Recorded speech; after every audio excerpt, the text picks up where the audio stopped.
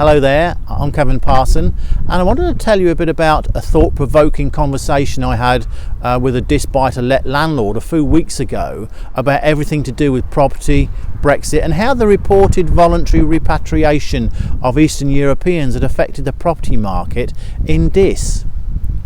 It transpired some of his Dis tenants who had been in his property for over 10 years were returning to Poland. He was particularly disappointed as he told me they were some of the best tenants, if not the best tenants, he'd ever had. Now, in 2004, 8 Eastern European countries joined the European Union, and by 2015, EU net migration from those European accession states, also known as the EU 8, there was a net migration of an additional 42,000 EU8 adults per year coming into the UK, which equated for the local area of South Norfolk an additional 34 adults per year coming into the area in 2015 alone. Yet by 2018 net migration had reversed, and that saw 12 more EU8 citizens leave than arrive to live in South Norfolk. And in the latest set of figures released for the year up to the summer of 2019, net EU8 migration for South Norfolk was a net loss of 6 EU8 people for the year. Now, these are not huge numbers considering, but EU8 citizens only make up 0.73% of the population in South Norfolk. Yes, at the last count, there were 902 EU8 European citizens living in our local area out of a population of 124,000 people.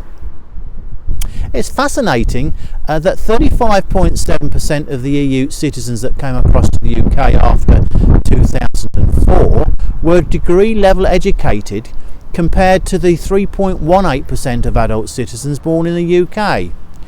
Yet, of all the EU8 citizens in the country, 65.9% are in private rented accommodation, 9.6% in social housing, and 24.5% are homeowners.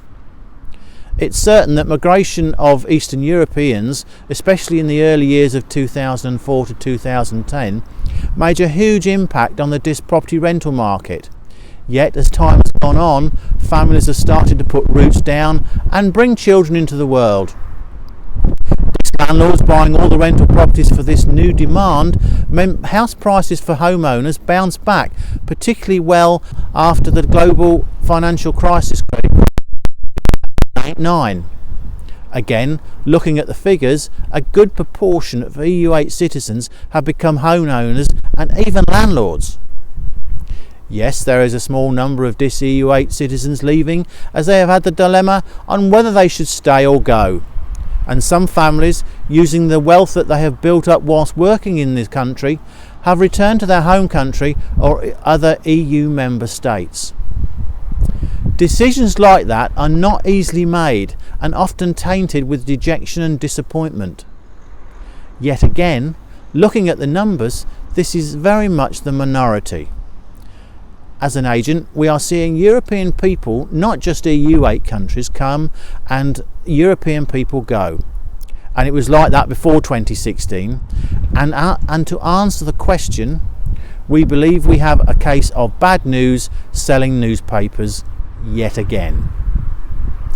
Of course, if one of your star tenant leaves your Dis rental property and then you read an article about mass migration in one of the red top newspapers or the Daily Mail, it's going to worry you, like it did my Dis landlord friend. Yet, with the information we shared with him, it has put his mind at rest.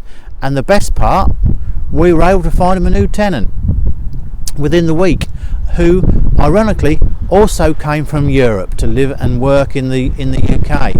To conclude, hopefully the end is in sight with Brexit, and it would be a huge loss for the country to see its embedded and settled European community depart, as it must be quite melancholic for our fellow Europeans to even have to deliberate such a life-changing move. So all I can say is I think we are all eagerly anticipating the B-word situation at the end of January, and obviously from there on in becoming stable again, so that all of us, wherever we originate from, can reasonably plan our future in our sceptred isle. So I'm Kevin Parson. If you'd like to discuss anything that I've mentioned, please do give me a call or send me a message through Facebook, and I look forward to speaking to you soon.